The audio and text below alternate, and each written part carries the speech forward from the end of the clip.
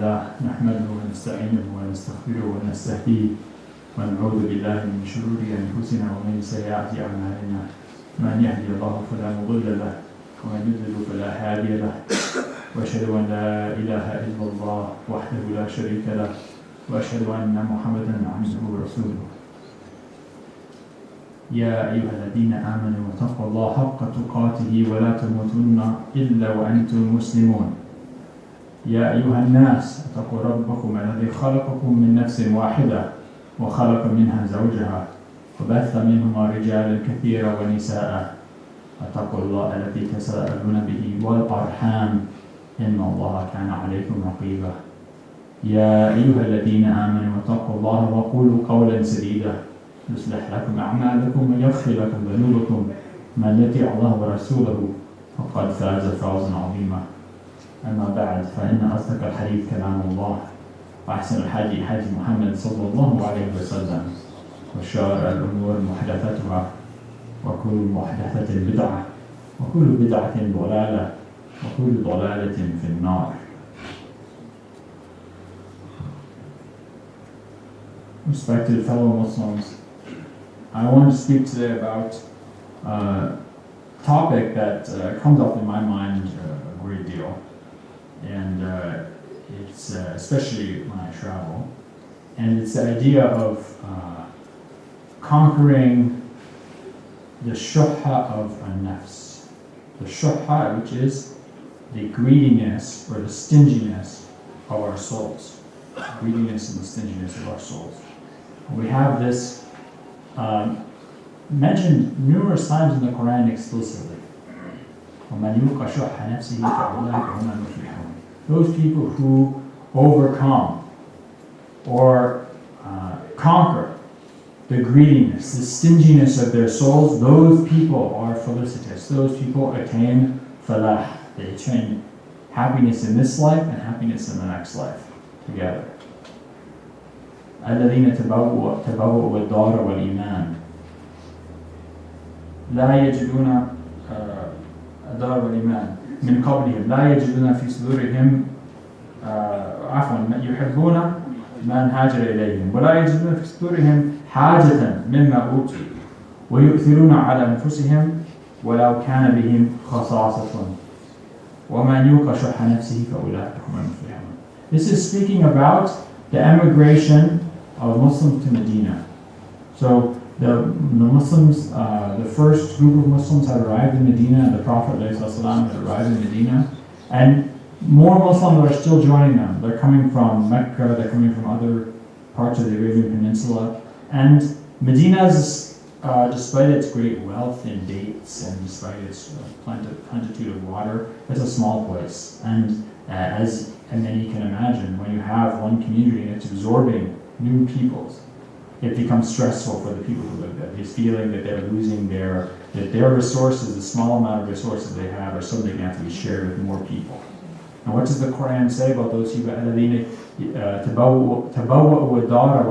Those people who have established and readied the abode of the Muslims and have established faith there. يحبون من هاجر إليهم. They love those people who come to them. ولا يجدون في صدورهم حاجة مما أوتوا. They don't feel a need. They should not feel in their hearts some need that is being restricted by those people who are coming. And they prefer for those other people, those new Muslims who've come, they prefer that they be given resources. Even if it causes them, the people who are there, even if it causes them some restriction and some poverty. Because those people who conquer, who overcome the greediness and the stinginess of their souls, those people attain falah, happiness, felicitude in this life and in the next life. And the Quran also says, اتقوا الله ما استطعتم واسمعوا واطيعوا وانفقوا خير لكم وما يوق شح نفسه فأولئك هم المفلحون. Fear God, be conscious of God as much as you are able, and listen and obey and spend on those good causes. This is better for you those people who conquer the greediness, the stinginess of their souls, they will attain falah, felicity in this life and the next life. Why is this an important command? Why is this an important command not only for Muslims who think about the akhirah, or think about their fate in the afterlife, but also why is it important for Muslims in this life? Why is it important? Why does it promote our happiness in this life? And by the way, these are lessons that by no means at all apply only to Muslims. These apply to all human beings. And that's why you see the same lesson preached in almost every philosophy, in almost every religion that I know of. There's two main reasons, there's two main benefits that we derive from this. One is that we conquer those lower parts of our souls with the upper parts of our souls. We conquer the base and the animal-like elements of our souls with those parts that are reasonable, that are thoughtful, and those parts of our beings that actually make us human beings. They make us the hayawan natiq, as Muslim scholars and Aristotle said that human beings are the rational animal. The part that makes us reasonable, not the part that makes us an animal. In the Quran, we have the idea of a nafs al-lawama.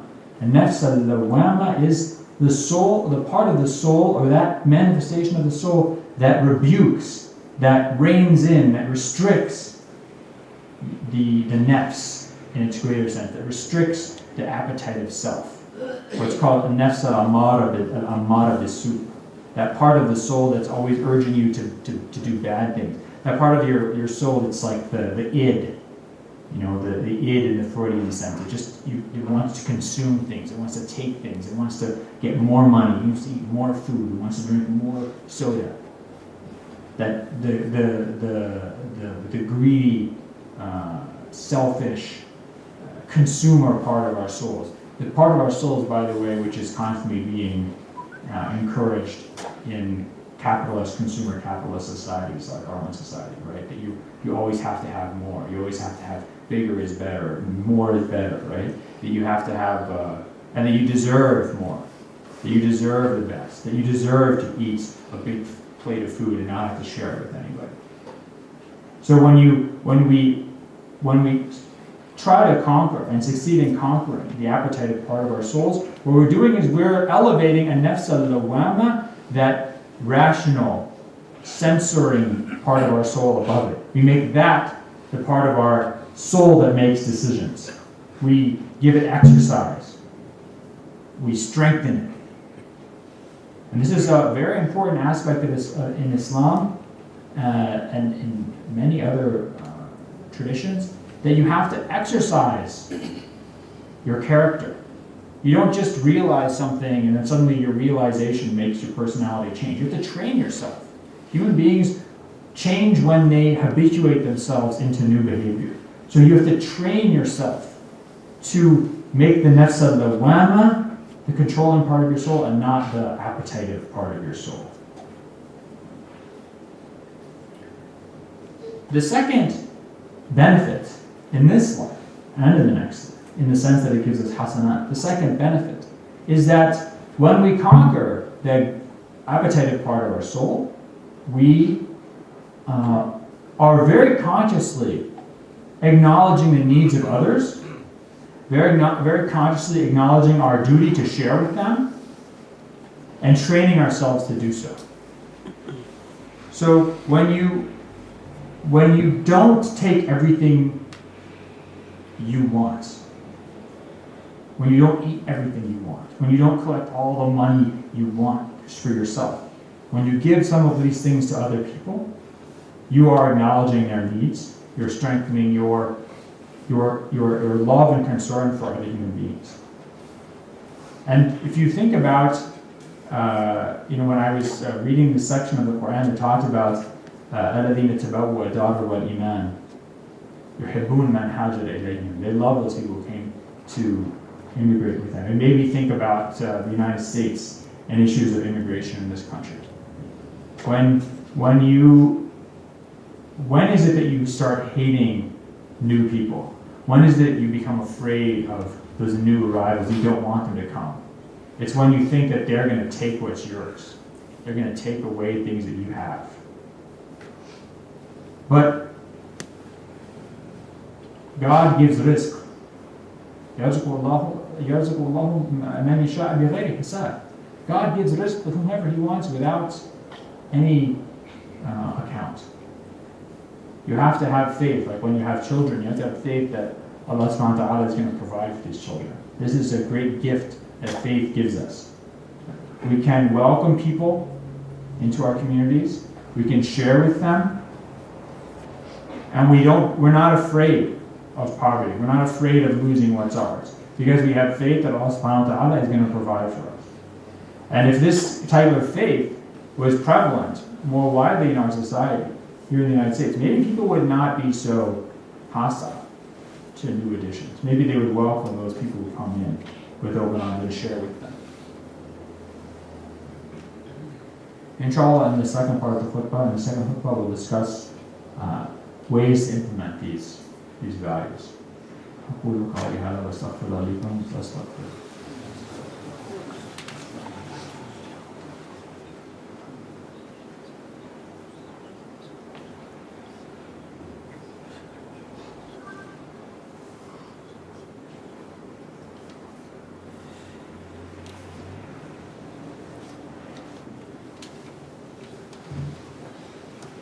أعوذ بالله من الشيطان الرجيم. بسم الله الرحمن الرحيم.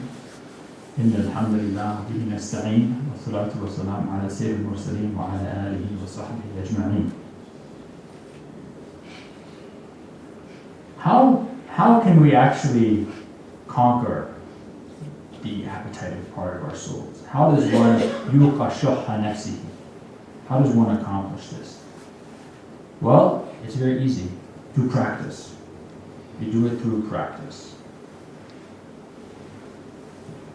One way is to teach yourself and to teach your children, because it's better, although us as adults, we may have to improve our character. It's wonderful to teach this character to our children so they don't have to learn this when they get older, or at least they will have a good head start. Teach people, yourself and your children, to share food. Share food with each other. Share food with other children, with anyone else. And to not have this attachment to their food, that it's their food, and that no one else can have any. Okay? And this is very important. We know the Prophet ﷺ said, "Ta'am ithnain kafi thalath, wa ta'am thalatha kafi al-arba'a." Right? The food of 2 people is enough for 3 people. The food of 3 people is enough for 4 people. By extension, the food of 100 people is enough for 150 people. Share food. This is also a way to practice tawakkul. This also is a way to practice your faith and your trust in God and reliance in God. Try this next time you're eating. Give food to somebody else. Some of your food to somebody else. See if you're really hungry. I always find that when I share food, I'm not hungry. I think I need to eat all this food or I'm going to be hungry. I'm not going to have enough energy to teach. I'm not going to have enough energy to do my job. I'm going to be hungry later on. You start thinking of all the ways in which giving up this food or a portion of your food is going to affect you negatively, really badly, and then you start becoming stingy. You don't want to give it away. Don't think like that. Just share some of your food. Just share some of your food and see really if those disastrous consequences that you started thinking about, see if they really happen. Because guess what? They don't happen. They don't happen. The food for 2 people is enough for 3 people. The food for 3 people is enough for 4 people. And teach your children this. Teach your children this. I remember when I grew up, we were very stingy with our food, me and my sisters. We would not share with each other. And I really regret that. I look back on that with kind of a sense of shame. And I'm always trying to kind of make up for that. And to make sure that I give food to other people, and that with children in my life, my children, that they share food. This is a very important principle. Very important principle. And you see for example, in Egypt, where I lived for a long time, there's lots of criticisms of Egypt right now, many of which are completely valid, right? One of the things I will say about Egyptians, however, is that they are very generous with food. And it took me, I would never quite get used to the fact that when you're walking down the street in Cairo and you pass some, askari, some guy who's just a farmer from the Delta who's in military service, he's outside guarding some building. They're sitting there, him and his friend eating this food sandwich.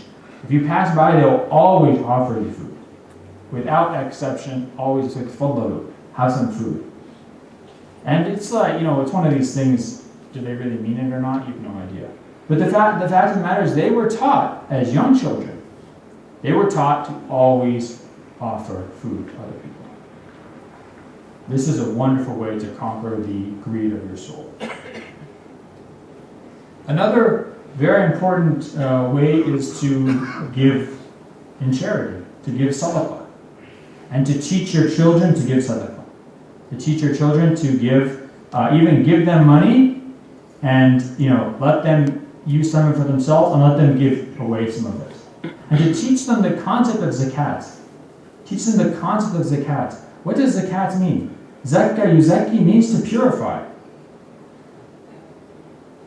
It means to purify.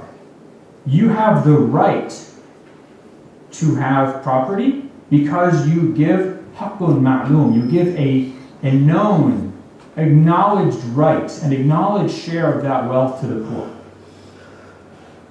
Right? You have the right to be filthy rich. If you are incredibly rich, you have that right. God has given this to you. You have that right provided you give your share of zakat to purify that money, to make that money halal. And this is an important principle because when you talk about conquering the greed or the stinginess of your soul, it's very easy to take that to an extreme and to become almost an ascetic and to almost have sort of this, it's actually very accurate, to sort of have like a Christ-like complex where you just give away everything, and you let someone take all your food away from you. You let someone take all your money away from you. And somebody, some bully comes up at school and takes your kid's food from him, and you tell your kid it's good to share the food. No, it's not good to share your food by having someone come and take it away from you. Right? That's not conquering the greed of your soul. You have a right to your food. You have a right to the wealth that you've accumulated, provided you purify it. So you teach you don't teach yourself or your children to be pushovers. To give things up without objection, to constantly, never be able to say no to other people.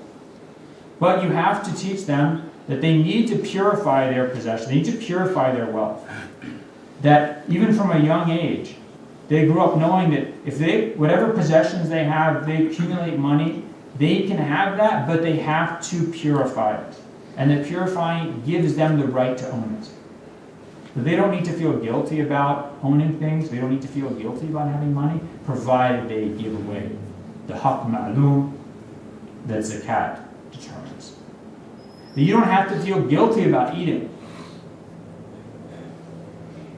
because you're willing to give away some of this food to other people, because you don't think this is only for you. You're willing to part with this. You're in control of the nafs al-amara, the suit in your soul. You're in control of that aspect of your soul which is greedy, which is stingy. So this we can practice this in so many areas of our life. So many areas of your life. When you're eating, share with another person. Always share. It doesn't matter if you say to yourself, I just paid so much money for this appetizer. This is this really expensive guacamole appetizer or something. I just paid X amount of money. I want to eat all 3 of these little guacamole things. Give one away. Even if someone doesn't say they want it, just insist that other people share with you. Insist that other people share with you. When you're, I try to do this when I'm traveling, and you're like in a line, and you're thinking, I need to get to have my place in the line. I need to get to the gate faster than anybody else. If there's someone who needs to get in the line, let them get in the line. This is not sharing food, but this is you're sharing something that you own at that moment. You own the right to be in that line. You're giving this up to another person. This is, when you're driving, you can be a jerk driver and honk, and what is this person doing? Why is this person going fast enough? Sometimes, let other people go ahead of you. It doesn't mean you're a pushover. It doesn't mean you sit there at an intersection and let everybody go by and you never make a turn. No. But you're consciously giving up something to conquer the greediness of your soul. And if you do this in numerous areas of your life, I think, in my personal opinion, I think this is a wonderful way to train yourself to conquer shuhha nafsik. And what happens then? You are one of the muflihun. You're one of those people who attain happiness in this life. Why do you attain happiness in this life? Because you're not a greedy person. You're not obsessed with possessions. You're not obsessed with your food and not letting other people have it. You're not obsessed with that you have a place in line you can never give up letting anyone else in line. You're not a person who's attached to ownership in this world. You're a happier person. Please tell me if you think that would make you a happier person. And what do you get in the afterlife? You have purified your soul. You have done good deeds. You've trained yourself to do good deeds. And you've done so for the sake of Allah subhanahu wa ta'ala. Allahumma, oh Allah subhanahu wa ta'ala, please make us amongst those people who conquer the greediness of their soul. Allahumma, اجعل أعمالنا الصالحة مقبولة عندكم. اللهم أرزقنا ذرية صالحة. إن الله يأمر بالعدل والإحسان وإيتاء ذي القربى وينهى عن الفحشاء والمنكر والبغي يعظكم لعلكم تذكرون. اذكروا الله يذكركم. Remember God that He may remember you. وقيموا الصلاة.